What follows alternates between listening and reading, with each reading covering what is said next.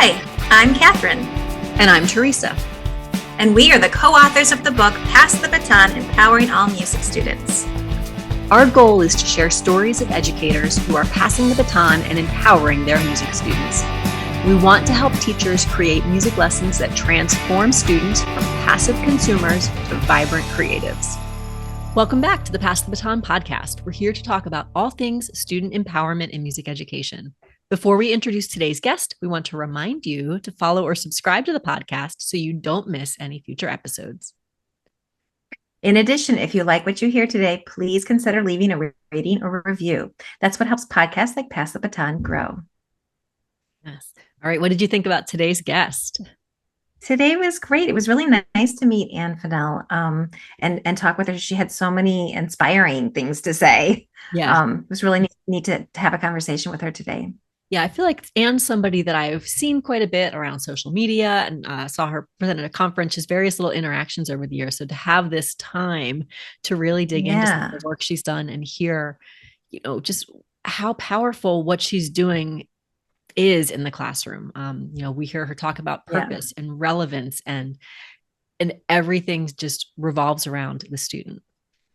So. Yeah. And just the reminder that that learning is social and we need each other, and how great it feels to be part of something bigger than yourself. We all seek that, and how we learn so much more when we share with each other. Yep, we do. And it becomes that much more meaningful. Mm-hmm.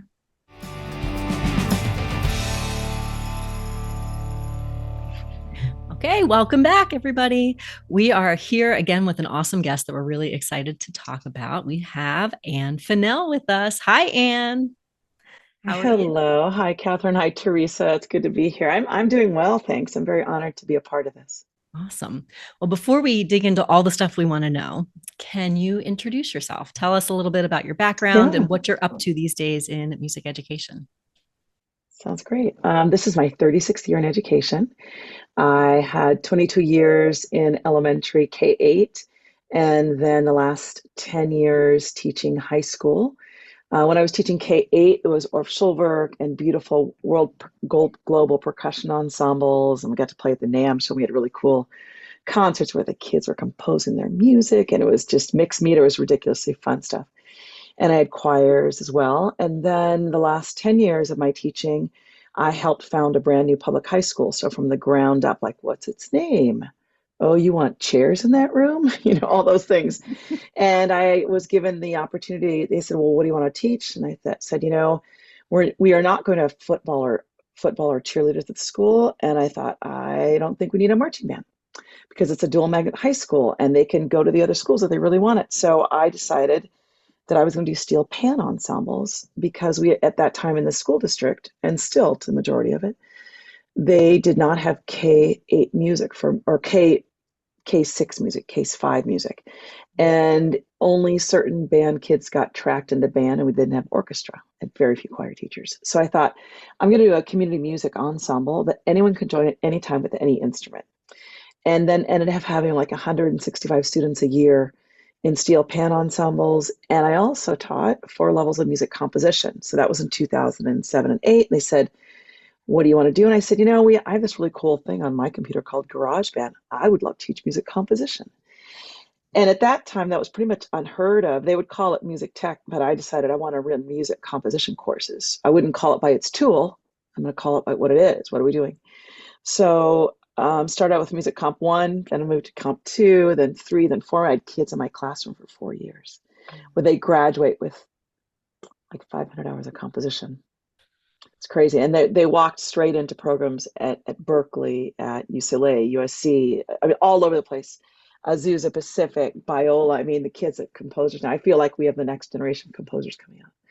And now in 2019, I pivoted and now I'm an administrator and I supervise the music teachers that teach at the 117 elementary schools in San Diego Unified School District.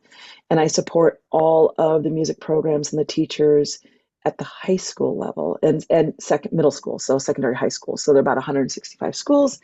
And I just make sure I support them. And then I hold monthly staff meetings for all of my teachers and I guide them and They teach fourth and fifth grade.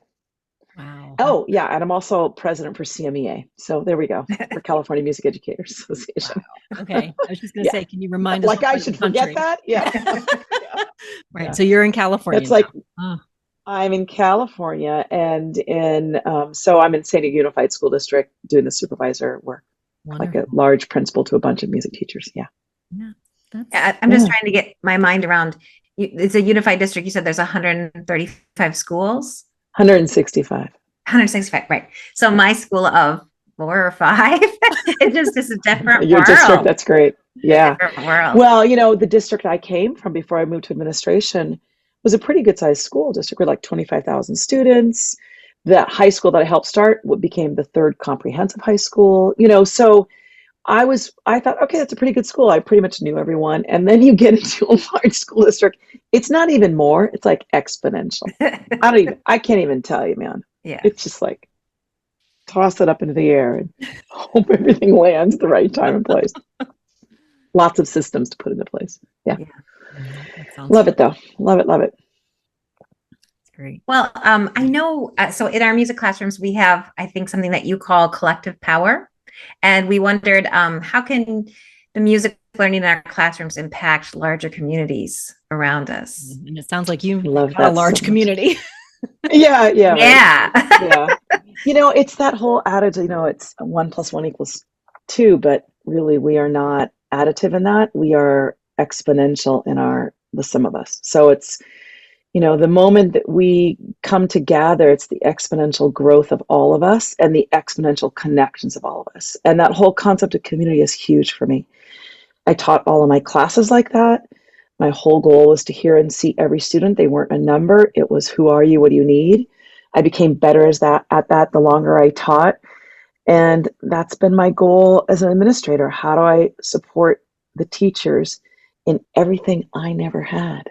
Because I never had a supervisor. I had it for like 2 years ago in the 80s. And so, you're thrown out there as the unicorn. You got to survive or you walk. And a lot of people walk. So I thought, how do I make sure I create that collective power so that everyone's going to receive everything I've ever wanted as a music teacher? And then how do we come together to ensure that we are there for each other and we're co-creating information and we're supporting? Because it's that when we get that momentum, you get that inertia of that continual growth, that becomes a living entity in and of itself. And that living entity in and of itself then begins to define who we are as a group, and we start to solidify and we move through the world in the space of a collective connection. And that's in a music classroom, and that's in a group of teachers, it's in a social group, whatever it might be. But then we know when everyone has our back and we're doing our best, people either join on or they're like, yeah, this is not for me. Most people, I think, 99.9 want to be a part of that. But it's such a beautiful moment because it's that tipping point, if you will, where everyone goes, oh, we're together and we're solid and we've got this. Yeah. And I think that this then creates pride, and the pride spills outside of whatever space you're in. Mm-hmm. And that it connects to things.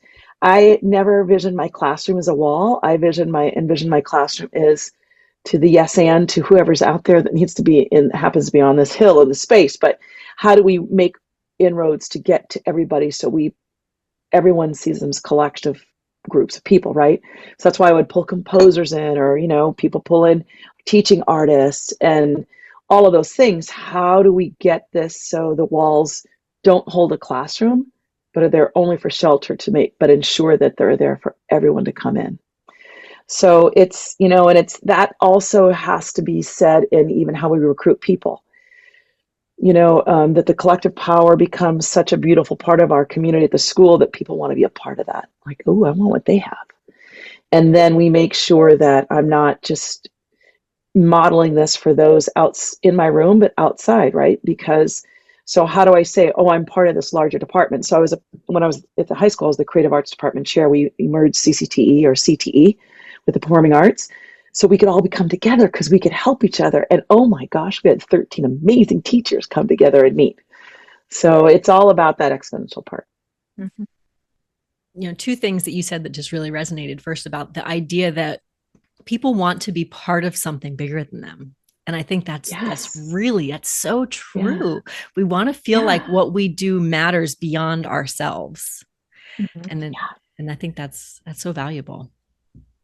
Teresa, as you said that, that was one of the reasons I really worked hard at every concert to make everyone feel like they were the rock star, like they were the ensemble, whatever it might be. That meant lighting is dialed in, sound is dialed in. How do we run this concert like a professional concert? What does it look like when you're in the, I mean, it was just to be so they could feel that lift part because they want to be something larger than themselves as a singleton. Yeah. That's what we can do. Yeah. And to also hear Yeah. you say that your CTE department worked together. So you mean you weren't We like did. 13 separate teachers doing 13 different things? No, because this whole thing about collective power we saw at the other high schools where they were wholly separated Yeah. because there was competition, like they got the money, we didn't get the money, and then the principal wants to take the money because they can get money, so they're going to release the visual performing arts teacher. And it was so ugly, and I went, okay, how do we do this together? And then how do we provide a really solid foundation and groundwork so that the counseling department knows where to place kids well? Mm. So, oh my gosh, what a concept. So yes, students should take art 1 and 2 before they take photography class to give them vocabulary. So yes, if we're going to do this, if we're going to create theater tech, well then how can we ensure that theater tech also have a theater class so that they can learn the skills and the language, right? Or, how do we just do this together as a team? Because the standards are different, but the outcome should be of quality on both sides. And so, but the standards are so close also, right? Yeah. I mean, if you look at, they're different documentation, but there's so much aligned. And we just need to know that, just because you're teaching a different class with a different title funded by different people doesn't mean it's going to change your learning experience. It should be high quality and rigorous with students creating and have an expressive space. So like when I would do this huge event called Rock the Hill and I'd coach all these rock bands and we'd have this massive concert with 1,500 people coming and rock bands back to back. Who did I call? Will, the photography teacher. Hey, Will, can your students set up a white screen backstage so we can get rock star pictures before and after? Totally in. And so then they would people all over. We had the best shots ever. And then kids before the concerts, before they went on stage, had these incredible shots, these headshots and their band shots. And like it could be album covers, right? And then this photography student is getting experience. And I'm not kidding when I tell you these pictures became the social media posts and their profile pics on all the social media stuff. It was just like the coolest thing ever. So we always all tried to work together as much as we could. Yeah. It was showtime in the theater. I'm going to go to Starbucks. Hey, can I get you any chocolate? Or do you want something to eat to the theater teacher? And vice versa. If I was under pressure, we would try and help each other. Yeah. I mean, when you were talking, all I heard was purpose, purpose, purpose. Like it gives so many different groups with it, right? And they all have purpose. Of course, those kids, the photographers want to come out and do, pictures for the friends who are in the rock band. Like that, all that stuff is like, and they want to do their best because it's for this larger. Right. Here's the other part. Only in public education do we have siloed education. And then unfortunately it trickles into the university level.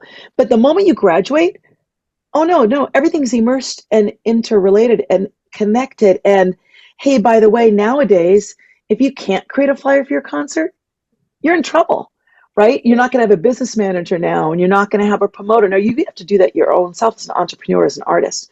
So if we don't start teaching those integrated skills, we've just wasted all of our kids' times in public school. Yeah.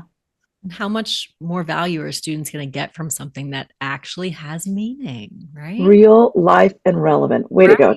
Teresa, you just called it. You nailed it.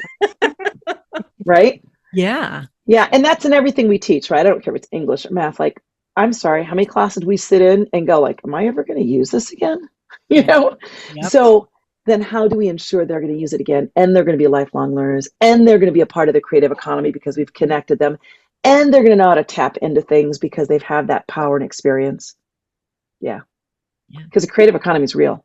If we're not feeding into it, and we're not feeding into them and their higher education, and we're not feeding into lifelong arts, creating, music making, then our purpose is like in music, concert to concert. That's pretty darn small and archaic. Yeah. I'm calling it here. Good. Archaic. Say it Yeah. again for the people in the back. Oh my I goodness. know, right? Yeah. Right. So what are some examples? Like what are some things that you mentioned the Oh, concert on the hill? Like let's hear like all the good stuff. okay. I was just doing a presentation at San Diego State on composition last night. Yeah. And one of the examples, they had to have like a passion project, the composers. So they had to pick their favorite nonprofit in the wherever. And these end up being around the world or whatnot, or um, their favorite purpose in the world. They had to contact the nonprofit or the company. They had to say, I want to compose a piece of music for you, and this is why. And some of these were people like international rescue because this child's mother was rescued by these people, and this child would have never been born had this mother never been rescued. Or the Heart Association because someone's father had a heart attack. Or someone who had this huge passion about the polar ice caps melting, and so leaned into NASA. NASA got a hold of someone, and then I had to like click through all the higher ups to get to the person. She composed a piece about the melting polar ice caps. They took the piece and made it part of their website to one of their time lapse videos. Wow. And talk about impact. This young woman was a senior, and she wrote "NASA loves me" on her hand. Yeah. And I took a picture because it leveled me because there were so many things going on in her life at that time. And I went, that's purpose. Mm-hmm. So one of the others, this was the international rescue. Her mother was coming out of Vietnam, and she called him, and they had to have the stage. They had to write the script of what they were going to say. Then they had to practice it. Then they had to practice with partners, and they had to do it in real time. I'm telling you, the videos of these students practicing in real time, like, oh, I can't say that. Okay, hold on. Does that make any sense? Their partners laugh and go, I have no idea what you just said. Can you please state that again? And then to figure out the liability of once they get the music to them, how can they do it? And to receive this gift. Some nonprofits were never set up to receive a gift like that. So then the lawyers had to get involved. But the cool things that came out of it, even months later of their piece being used in websites or on NASA's website. I mean, all these things that were such powerful pieces of music that defined. So what they had to, they had to take the mission, vision, and values of the organization and put that into music. Not one was using lyric. It was all instrumental. They chose it there. So how do you portray a mission, vision, and value through song, through their piece without lyrics? The others were, we performed my steel drum ensembles, my steel pan ensembles. We performed out in the community all the time. We performed at the library because we wanted them to connect. We performed for NAM's board of directors because we wanted to have their board of directors standing in the ensemble and seeing them play Stevie Wonder and then watch them sing. We performed with universities because I wanted my students to see themselves on university campuses. So local university as well as out of state, because I wanted them to connect with, hey, that person's just like me. I can do this, right? I can do that. We would go to Cal State Long Beach. We played, for the music ed students, because again, this is their first chance on a university campus, right? And then students started to see themselves as possible because they realized, oh, we can play as well as they can. Yes, you can. And what does that mean? That means you could do this. Yeah. I think it's a whole relevancy. The community connection also is bringing composers in and people in. And we would have had one of my good friends, Jason Hayes, composed for World of Warcraft for years, still does now. And I said, hey, Jason, literally did a cold call. I'm telling you all. I'm like, I saw it. I thought he was a composer in a magazine. I went, oh, well, he's like 50 minutes north. So I dug. Internet gets you everything, right? Got a phone number to the closest connection to him. Got a hold of him. And I Jason, hey, this is Ann Fennell. This is 2009. And I'd wonder if you could come down and talk to students about your music. He's like, me? Like, oh yeah, World of Warcraft. All my students play your games. Relevancy, right? Mm-hmm. And he started coming down. Well, then he started coming down and bringing other people. So then Russell Brower, and then Neil Acree, and then there's like teams of people coming in. And my room would have a huge room. And I would pack 150 composers in there. And I'm not kidding when I say 17-year-old young men would walk in there in tears when they would see these people. And they'd bring in the World of Warcraft stuff. And they're like, I play this piece of music. Do you like it? And they would just be crying through these sessions about how do these guys get started? What do I do? I mean, just it's relevant because, and students consume music more than food. So they consume games like that too, more than food. To see their the music that they live their life by, sitting in the person in front of them, oh, it still makes me weep. Yeah, it's still, yeah. So Those are a couple of great projects. Yeah. you're talking about relevance, and what's so powerful is it's not relevant to you. I mean, it's probably relevant to you as well, but it's really putting the students, it's putting their interests first. Where do you come up with the kind of ideas? How do you put yourself in their shoes to think like, what is a 16-year-old? That's so interesting. Sometimes what I realize is that I just want to know so much about them. Mm-hmm. So when it's relevant to them, it's relevant to me. So sometimes we brainstormed. Sometimes I would have an idea like, oh my God, that website needs music. What's going on? And then I would drive to school and say, hey, you all just thought, and we'd brainstorm together. Here's one. I got stuck in a stupid call waiting situation in my school district, and I was furious. I'm like, God, this is really bad music. I'm like, oh my gosh. I immediately called the IT director, who was a friend. I'm like, hey, oh my God, can you come to my students and talk to them? Can we make all the call hold music for the entire school district? So he came over, and so what we did was create a Google a form. That time wasn't a Google form. It was just some type of form, like a Survey Monkey. I don't know. But I was like, here are all the schools. Here are all their mascots. And I emailed the principals. I said, can you please complete this? What do you want your music to be? Galloping like your horse, like your Mustang, swimming like a dolphin? What is it going to be? All the way through. And so then they selected the music, and I told the students, okay, here's our list of needs. We need 45 seconds of XYZ music. And the students started just dumping pieces into folders. We had so much music they could pick from. And then I brought the IT director out and I said, okay, now we need to listen through these pieces of music to what it actually sounds like in a phone, because it minimizes it. So we listened to it. He listened to the piece of music, and the students then turned around and adjusted all the audio levels to ensure there'd be quality on whatever phone you were listening to. So that was the coolest project ever. I felt like for the relevancy of the immediate school district, that to me was just like, it when you need something, it's like, it calls like, oh, okay, we have to have this. So. Yeah. I was gonna say, just the thing that you said, sometimes you ask the kids when you're trying to come up with things too, because I think sometimes we're afraid to do that. And I don't know why, because why not let them in it, right? Yeah. Someone's going to have a great idea. Yeah. And they're so compassionate, or someone, they read an article that I never knew existed, or something like that. Right. Again, we're larger in that community collective power, if you will. I only know this much, but it's exponentially a crescendo with the collective power of everyone else and knowledge. Yeah, you're right, Catherine. Exactly right. Yeah. What kind of response do you get from the community? Like, my gosh, when I was there, it was crazy. They would just bend over backwards to help us. Yeah. Bend over backwards. It got to the point, even like for music composition, one of my students ended up being the DJ, and at Palomar College has like the #1 radio station for community colleges in the nation. Year after year, they've won. One of my composers then ended up being a DJ there, and she goes, hey, I have an idea. You want to make a music spot? And I went, yeah, how can we have like 3 hours? She goes, sure, I'll interview all the composers. So all of my group of composers got to go there, the top music comp 4 kids, and they would submit their music and talk about their piece for a 3-hour live session. So it's like, how does the community reach out? They're a part of it. They've been a part of it, or they hear about it, or a parent or a store owner sees us perform, or, oh my God, I heard you do this. Can I reach out? People, the more you cold call people, the universe answers in kind, the more they start to cold call you. Here's another collective power thing. My students would choose the music for their concerts. We had a Google form for the performance ensembles. We had a Google form. They would submit their name. They would submit the piece of music. They would have to do a complete analysis of the piece, the form, the level of the music. Could it be opened up at any point for improvisation? What genre is this? Who in the audience is going to connect to it? Why is this piece important for you? Why is this piece important for the ensemble? What will it challenge on us? What will it not challenge? Do we need it? I mean, by the time you're done with the Google form, you've done a complete analysis, like 45 minutes per piece.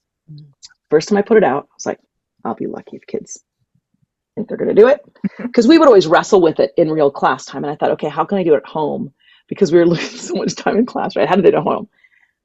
Oh my God, every kid started putting like 3 and 4 pieces. And I went, okay, stop. I love this. Parents got a hold of the link. Oh. So then parents were sitting down with their students saying, my mom really wants this piece and this is why it's important to her. And so then we started leading in, okay, you guys, so now we're gonna have to pick your top two and then pick this. And then we've got a couple parent requests here, and more than I get emails. Anyway, we can do this piece. I'm like, no, I'm so sorry, we can't. But you see what happens with the collective power. But then their students start teaching their parents what all this means. And they start having communication about this concert, and the buy-in for people to come is ridiculous. So always in one of my concerts, I got to the point last couple of years, we would do a sing-along. And like, put your phones away. We don't have all the mechanical rights. No one's videotaping this. But I'm going to project the words, and we're going to sing along to, some favorite song. Oh my God. Voice. I'm telling you, I'd be weeping when the audience was louder than the ensemble. Mm-hmm. And the kids are looking like, you gotta turn around and watch this happening. I Want It That Way by the Backstreet Boys. I will never in my life forget that moment when we parents are standing up and singing it, and then the kids are singing it, and we had 500 seats about, packed to the max, and everyone is just singing it with the kids. I mean, that's collective power too. So again, how do you tap into the audience? How do you make sure they're a part of the learning? We would even raffle off like cowbell parts. I mean, things like that. We would pull them in. I don't know. Yeah. Crazy. I love it. I feel like everything you're saying is just making me like tingle. I love it because thanks. I felt so lucky. There's so much like music happening and just so much connection. And sometimes we forget that that's what we can do with music. It's not meant to be locked alone in a practice room. It's meant to be or shoved in right. Yeah, exactly. Yeah, because music is communal, right? I mean, we are communal in nature as humans. Yeah.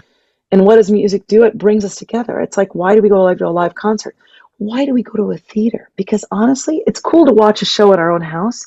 But that moment when that goes James Bond in the theater, and everyone says it, you don't ever forget that moment. Yeah. All that. Yeah. I know we've talked a lot about the projects, but what is it like the learner experience look like? Can you kind of help us see what it looks like for the students' point of view, maybe? So I always led as a learner-centered classroom and really shifted that to like the last 15 years of my life, where I led by inquiry. Mm-hmm. It wasn't, hey, this is our agenda. Hey, y'all, what do we need to work on and why? And we would collectively create the agenda.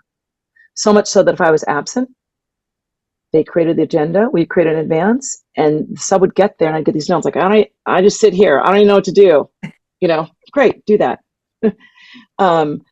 Or they'd write their own agendas in music composition, but the ensemble, the whole goal is student-led, driven through inquiries, an open inquiry, which they're going to answer. So I wouldn't tell them this, you're flat, you're sharp, da, da, da, da. I would say, hey, are you flat or sharp? Now, okay, let's be real. A couple days before concert, I'm like, dude, you're sharp. Oh. Here's my phone, but the moment we can teach, and it was open, we would rehearse in a circle, we would rehearse I would invite anyone to come and conduct if they needed, because we had walls of sound with steel pans. It gets really hard on stage. I would invite them to walk away and fix. I never assigned a part. We raffled parts off kind of, or I'd say, okay, who's played the lead part? Who would like to be on lead? They rotated instruments all the time, which was always scary for me. But I did have a set drummer, a set bass player, and guitar player. But sometimes we end up with some kids that were been practicing along, and they would work with the others, and they would hand off. I'm like, okay, cool. But so the triples would play double parts, and I would say how many went on double part, and we would make sure that everyone at least had first, second, third choices. It's at the moment, and you know what? Here's the deal about that: student-centered. Here's a great example. Luigi graduated from my class in 2019. And upon graduation, he said, hey, thanks for never seeing me as a third part trumpet player. Mm-hmm. And I started crying. Right? Because he was human first. Yeah. And what a loss. He goes, that's what I was always seeing on middle school, and they never let me go with that. And he goes, here, I was the lead. I did everything. I sang. I did whatever I wanted. And I developed as a musician. Yeah. That's learner-centered. Yeah. Another example, I had this phenomenal percussionist, kit player that was playing in a cover band in middle school that was so strong that the Navy flew him out and his band out into the middle of the Pacific to give concerts. And when I found out this child was coming to my school, I sought after him and I found him and I cornered him like, dude, you got to play. I don't know, because kit drummers are never seen in traditional music programs like that, right? Unless you're in a jazz band or something. So I recruited him hard and fast, and then he became like a really key drummer. And after one of the big Rock the Hill events, and he played for a couple of big groups, his mother came to me in tears and said, "Thank you." I said, "What? Thank you." And she said, "Thank you for having my son being seen as a musician." Mm-hmm.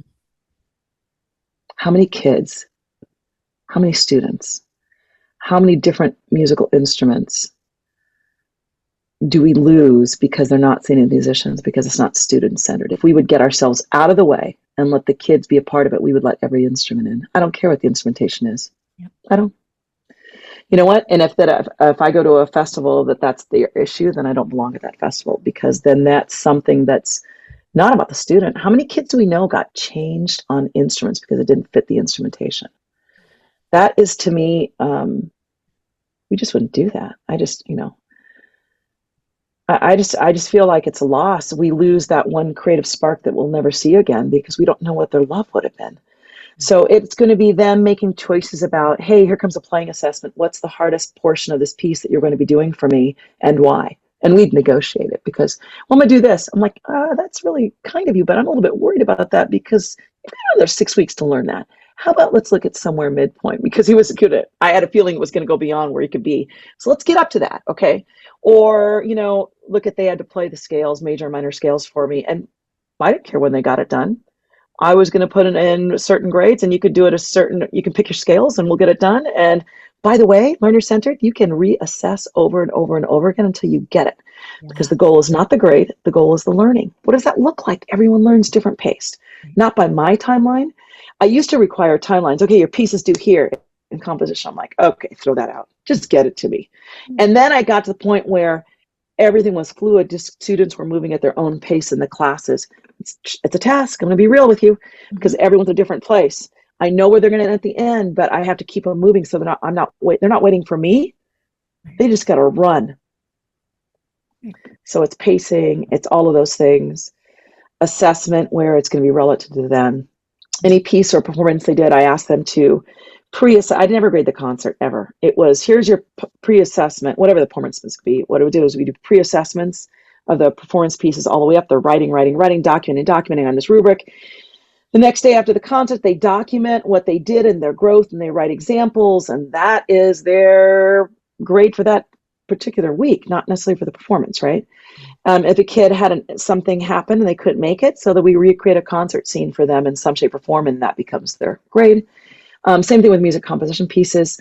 Before they turn stuff in, they are assessing it, and then they'll hand it to me with like really low rankings. I'm looking at going, do you want to fix those things before you turn it in? So you don't give yourself that score? Oh, yeah. Give me a couple days. Okay, go do that. And then come back, and lo and behold, it's better. Oh, yeah. Well, it's wonderful. Yeah, wonderful to hear, assessment for, that they can for learning, and then they can go back and instead of work at it as a summative and turn it in, and then, oh, well, I wish I'd known, You nailed it. It's the preposition. Yeah. Assessment for learning, not assessment to learn, not assessment of, but assessment for. Yeah. Huge shift.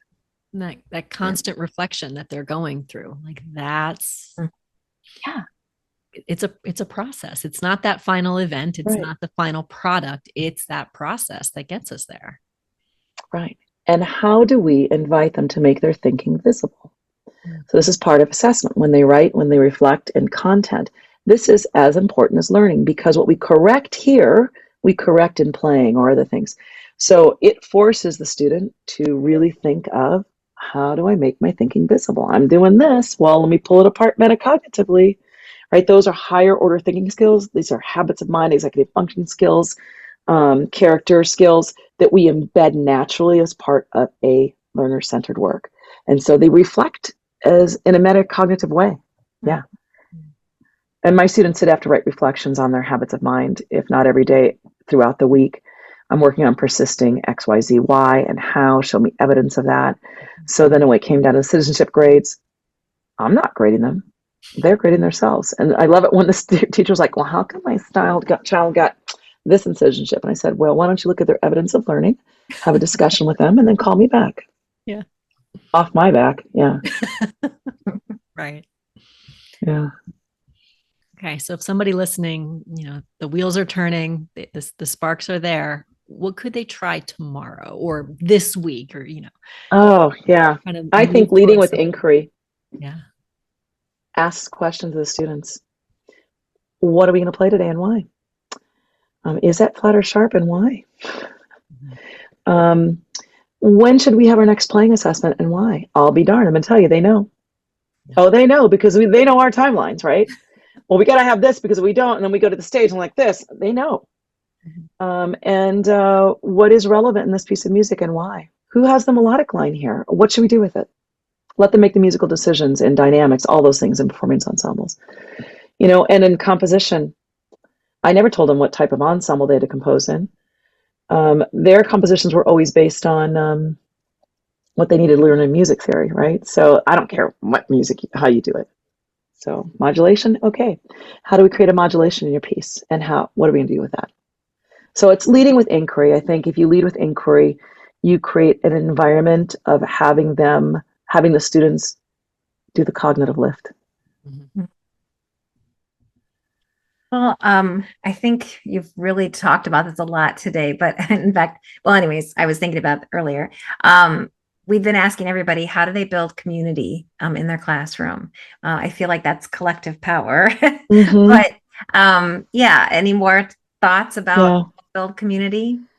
I had a motto that it got to the point where I said it so much that became everyone would say it. And if I heard it behind my back because someone else was saying it to someone else, I'm like, oh my God, my work here is done. This is great. And it was this: I hear you, I see you, everything you say and do matters to all of us or makes a difference to all of us. Either way, I've heard it. We say it both ways, but it makes a difference. And so things aren't going well. Hey, what's going on? When they walk in the door. Yeah, this is what happened. Okay, what can I do to help you? And then when you hear other students say that because they feel that they're leaning in, then it's a community, right? Because everyone wants to give the best to the community to make it. And when everyone feels heard and seen, you feel it tight. Everyone feels that. Yeah. Well, I think we all have just great ideas. I know I do. Even just working with the undergraduate students right now, Cool. Thinking about that purpose, right? Thinking about the relevance and the things that we do and how to make that really, something that's meaningful to them. Right now I'm working with future music teachers, right? So the idea is if I can give them a strong purpose, if they can see the relevance in what they're doing, hopefully that'll translate to their teaching. Mm-hmm. Absolutely. Sometimes when we have to also call it, hey, we all grew up in teacher-centered work. We all did, no matter what. So what did that look like? What did that feel like? What would it happen if we flipped that narrative in learner-centered work? What would that look, feel, and sound like? It's a very different sensory experience. Yeah. Yeah. Okay. No, cool. They're lucky to have you. Oh, thanks. It is quite a fun experience, to be honest. Oh, yeah. That's wonderful. Oh, my gosh. Thank you. If people wanted to learn more about you and all the great things, maybe connect, if they have ideas or they want to ask questions, what's the best way they can do that? Oh, thanks. My first and last name at mac.com. So Ann Fennell at mac.com, or they can go to annfennell.com and they can email me through there. I'm on Twitter, AM Fennell, AM as in mother, like Anne Marie Fennell, or on Facebook. But I usually do, Twitter for me is more on the professional side, and Instagram as well. So. Okay. Very good. Yeah. We'll make sure we put links to them as well. Thank you. Thank you so much for your time. It was a pleasure. I feel honored. Oh my gosh. We really appreciate it. Yeah. Yeah. I do. Yeah, you too. Thanks for joining us. Make sure to subscribe so you don't miss an episode. We'd also love for you to consider sharing this podcast with a friend and leaving a positive review.